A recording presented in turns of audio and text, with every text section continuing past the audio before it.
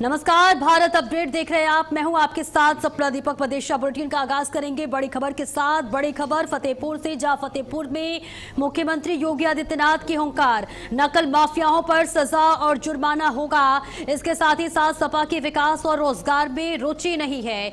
नकल माफिया सपा कांग्रेस की देन है। और साथ ही साथ मुख्यमंत्री योगी आदित्यनाथ ने तमाम बातों का जिक्र करते हुए समाजवादी पार्टी सरकार पर जमकर निशाना साधा। जब समाजवादी पार्टी की सरकार थी उत्तर प्रदेश में, तो किस तरह से युवाओं के भविष्य के साथ खिलवाड़ किया जाता था। छात्रों का भविष्य खराब नहीं होने देंगे।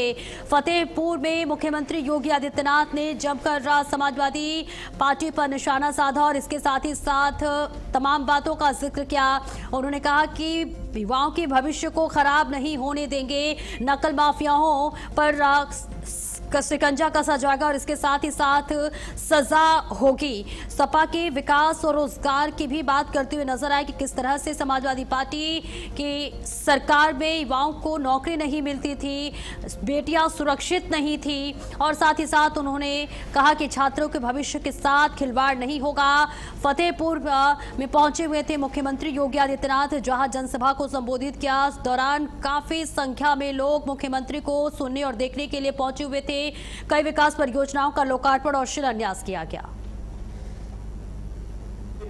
जिसने छात्रों और युवाओं के भविष्य के साथ खिलवाड़ किया, तो मान करके चलिए कि उस माफिया के लिए दो ही जगह होगी, या तो जेल होगी और संपत्ति जो भी बाप दादों के द्वारा कमाई गई संपत्ति होगी उसको हम जब्त भी करेंगे।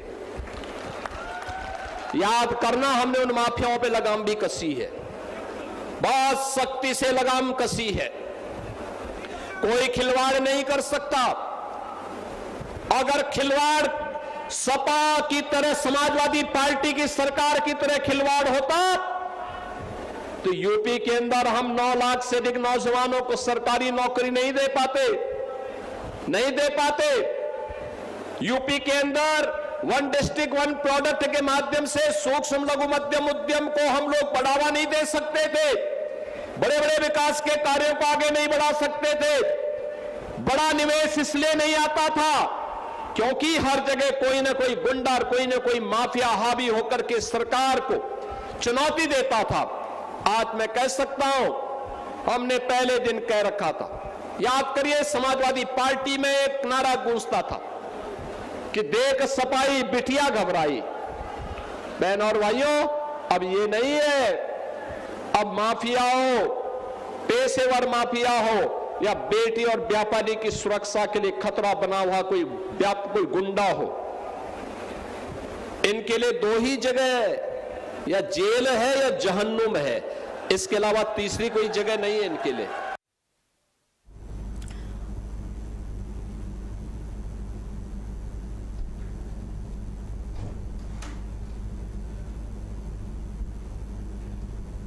और चलिए आगे बढ़ते हैं और बड़ी खबर आपको बता दें कि आज आगरा दौरे पर रहा मुख्यमंत्री योगी आदित्यनाथ आगरा को देंगे करोड़ों की सौगात। 53 विकास परियोजनाओं का लोकार्पण और शिलान्यास करेंगे मुख्यमंत्री योगी आदित्यनाथ। साथ ही जनसभा को भी संबोधित करेंगे मुख्यमंत्री। ये बड़ी और अहम जानकारी आप तक साझा कर रहे हैं। 53 विकास परियोजनाओं का लोकार्पण और शिलान्यास किया जाएगा। आगरा वासियों को आज बहुत बड़ी सौगात मिल रही है। मुख्यमंत्री योगी आदित्यनाथ आगरा पहुंचेंगे और साथ ही साथ जनसभा को भी संबोधित करेंगे। मुख्यमंत्री के आगमन से पहले जो तमाम तैयारियां हैं वो कर ली गई हैं। जिलाधिकारी भी ग्राउंड जीरो पर पहुंचकर परिस्थितियों का जायजा लेते हुए नजर आए, तैयारियों का निरीक्षण करते हुए नजर आए। किसी भी तरह की कोई भी चूक न रह जाए, इसके लिए भी खास इंतजाम किए गए हैं। मुख्यमंत्री योगी आदित्यनाथ को सुनने और देखने के लिए काफी संख्या में भीड़ भी इकट्ठा हो गई, जिसके मद्देनजर सुरक्षा के खास इंतजाम किए गए हैं। कई विकास परियोजनाओं का लोकार्पण और शिलान्यास मुख्यमंत्री योगी आदित्यनाथ आज आगरा वासियों को देने वाले हैं। ये बड़ी जानकारी आप तक साझा कर रहे हैं, जहां आगरा के दौरे पर मुख्यमंत्री योगी आदित्यनाथ हैं और इस दौरान मुख्यमंत्री योगी आदित्यनाथ जनसभा को संबोधित करेंगे और साथ ही साथ कई करोड़ की सौगात देने वाले हैं आगरा वासियों को। ये बड़ी और अहम जानकारी आप तक साझा कर रहे हैं। मुख्यमंत्री योगी आदित्यनाथ का आगरा दौरा है, सभी तैयारियां कर ली गई हैं, किसी भी तरह की कोई भी सुरक्षा के मामले में चूक ना हो इसके लिए खास इंतजाम किया गया है।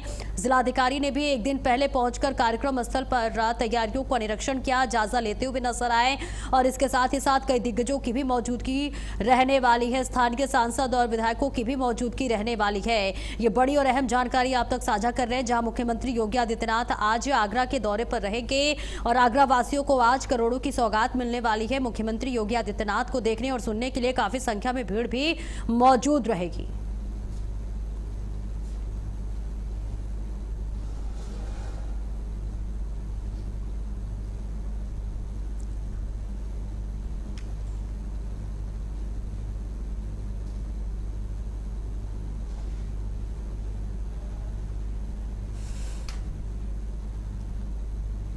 और एक और बड़ी खबर लखनऊ से, जहां लखनऊ में अलीगंज अग्निकांड मामला, जहां मामले में एलडीए की बड़ी कार्रवाई सामने आई है। अग्निकांड वाली अवैध बिल्डिंग गिराई जा रही है, मौके पर भारी पुलिस बल तैनात है।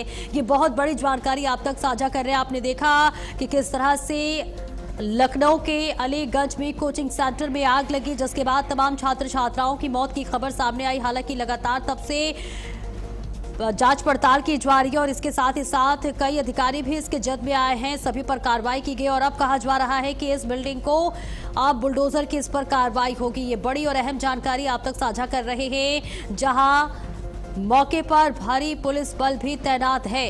लखनऊ से ये बड़ी खबर, जहां लखनऊ में अलीगंज में अग्निकांड का बड़ा हादसा सामने आया था। तमाम छात्र छात्राओं ने अपनी जान गंवा दी थी और इसके साथ ही साथ जैसे ही आग लगी वो तस्वीर पूरा देश देखा कि किस तरह से छात्र और छात्राएं अपने जीवन को बचाने के लिए जद्दोजहद करते हुए नजर आए थे। किस तरह से छात्र अपनी जान को बचाने के लिए बिल्डिंग से कूद पड़े, जिस दौरान कई छात्र छात्राओं के घायल होने की भी खबर सामने आई थी और इसके साथ ही साथ सुरक्षा के कुछ भी इंतजाम नहीं किए गए थे, जिसके बाद लगातार कार्रवाई हो रही है। पूरे उत्तर प्रदेश में चेकिंग अभियान चलाया गया और साथ ही साथ सुरक्षा के किस तरह से इंतजाम किए गए हैं तमाम कोचिंग सेंटरों पर, उसकी भी लगातार जांच की जा रही थी। और अब इस बीच इस पूरे मामले में बड़ा अपडेट सामने आया है, जहां बताया जा रहा है कि इस मामले में अब बुलडोजर की कार्रवाई होगी। ये बहुत बड़ी जानकारी आप तक साझा कर रहे हैं। लखनऊ के अलीगंज में जिस तरह से अग्निकांड हुआ था, सभी ने उस तस्वीर को देखी थी, किस तरह से छात्र छात्राएं अपनी जान बचाने के लिए जद्दोजहद करते हुए नजर आए थे और अब इस पूरे मामले में एलडीए की बड़ी कार्रवाई देखी जा रही है।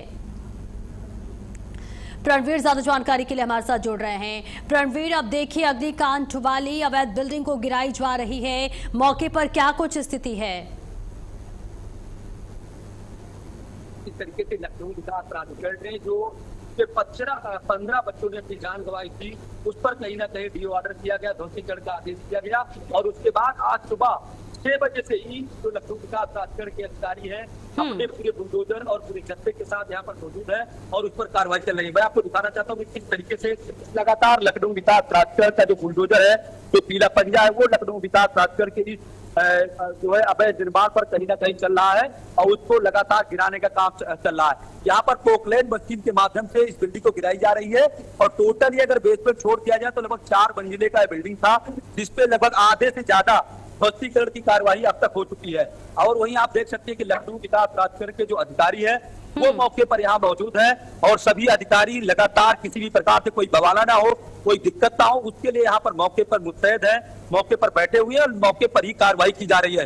इसमें जो है लखनऊ विकास प्राधिकरण के जो उपाध्यक्ष है प्रथमेश कुमार, इन्होंने साफ तौर पर निर्देश दिया कि जितने भी जो है अवैध निर्माण है इस पे गिरने का आदेश हुआ, उसको कहीं ना कहीं तुरंत गिराया जाए और पोकलैंड मशीन के साथ यहाँ पर लोग पहुंचे हुए हैं और पुलिस फोर्स पर्याप्त मात्रा में मौजूद है। क्योंकि यहाँ पर अधिवक्ता पहले भी कुछ यहाँ पर बवाल कर चुके थे, तो उसको लेकर के कहीं ना कहीं पूरी तरीके से शासन प्रशासन मुस्तैद है। चारों तरफ से रास्ते को ब्लॉक कर दिया गया है। यहाँ पर किसी भी प्रकार से पत्रकार और एलडीए के अधिकारी और पुलिस को छोड़ करके कोई भी व्यक्ति यहाँ पर आ नहीं सकता। दूसरा सबसे बड़ी बात आप देखिए कि यहाँ पर जनरेटर की व्यवस्था की गई है कि किसी भी प्रकार से कोई अनहोनी ना हो, किसी भी प्रकार से कोई दिक्कत ना हो।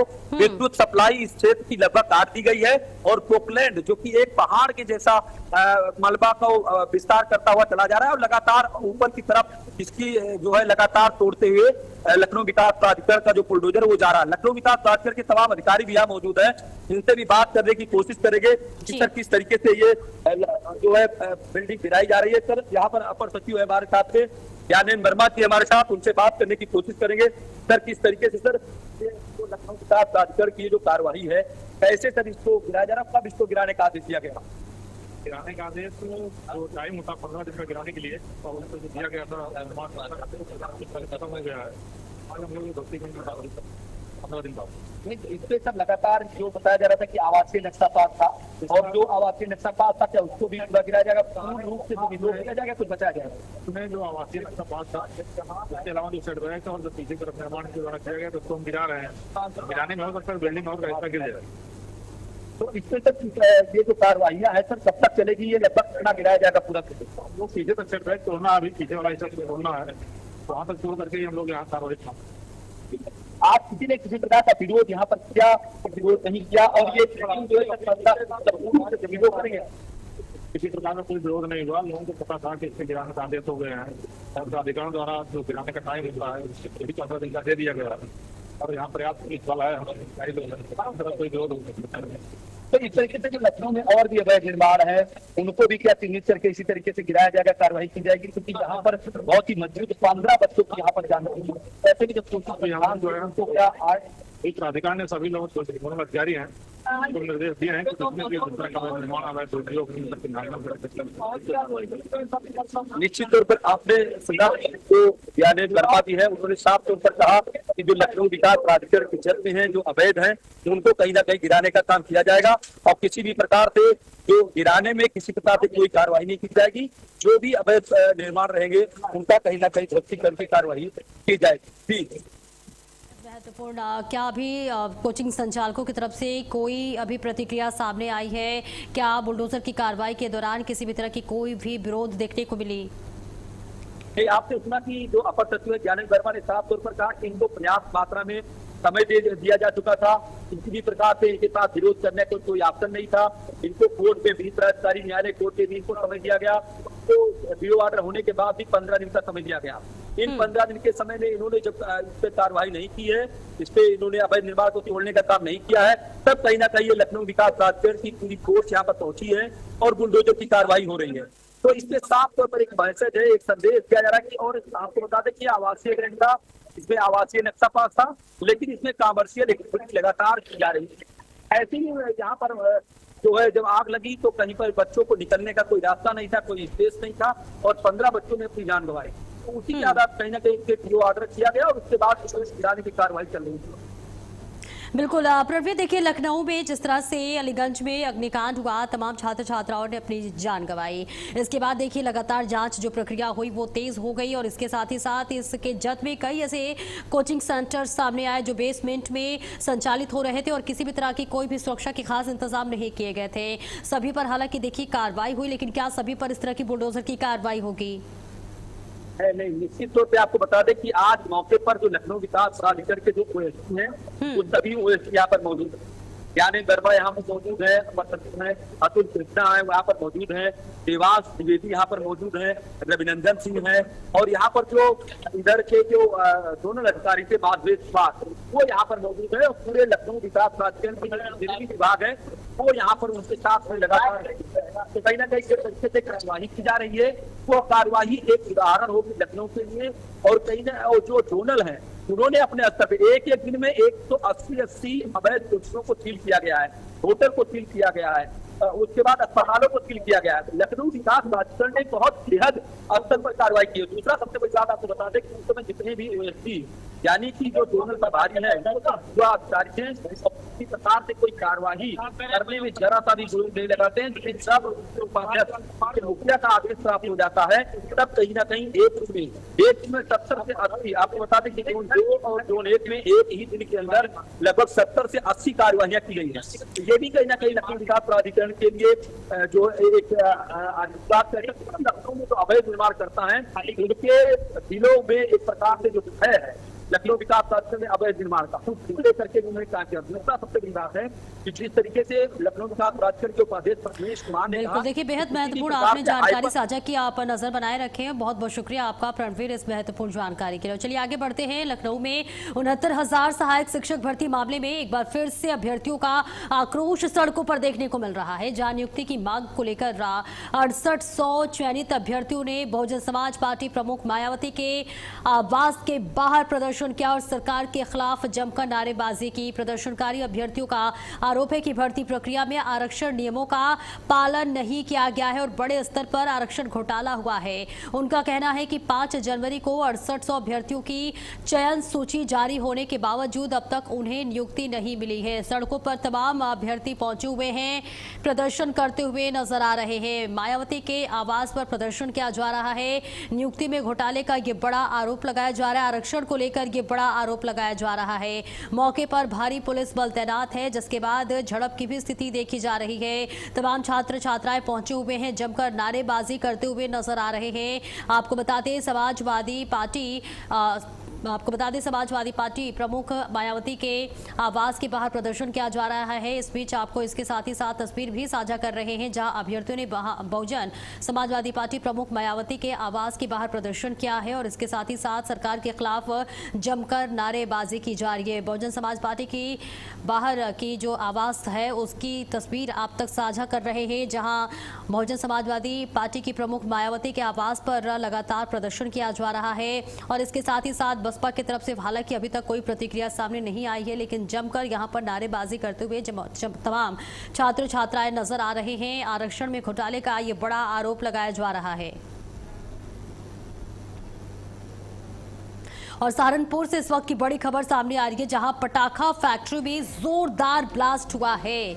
हादसे में 2 लोगों की मौत की खबर सामने आ रही है। धमाके में 2 लोगों के लापता होने की खबर सामने आ रही है। मौके पर पहुंचे प्रशासनिक अधिकारी, राहत और बचाव अभियान जारी है। ये बड़ी जानकारी आप तक साझा कर रहे हैं। इस हादसे में 2 लोगों की मौत की खबर सामने आ रही है, साथ ही साथ 2 लोगों के लापता होने की भी खबर सामने आ रही है। सहारनपुर से इस वक्त की सबसे बड़ी खबर आप तक पहुंचा रहे हैं। पटाखा फैक्ट्री में जोरदार ब्लास्ट हुआ है और इस ब्लास्ट में 2 लोगों ने अपनी जान गंवा दी है। हालांकि 2 लोगों के लापता होने की खबर सामने आ रही है, जिसकी जांच पड़ताल की जा रही है और इसके साथ ही साथ धमाके से पूरा इलाका इस वक्त दहशत में है।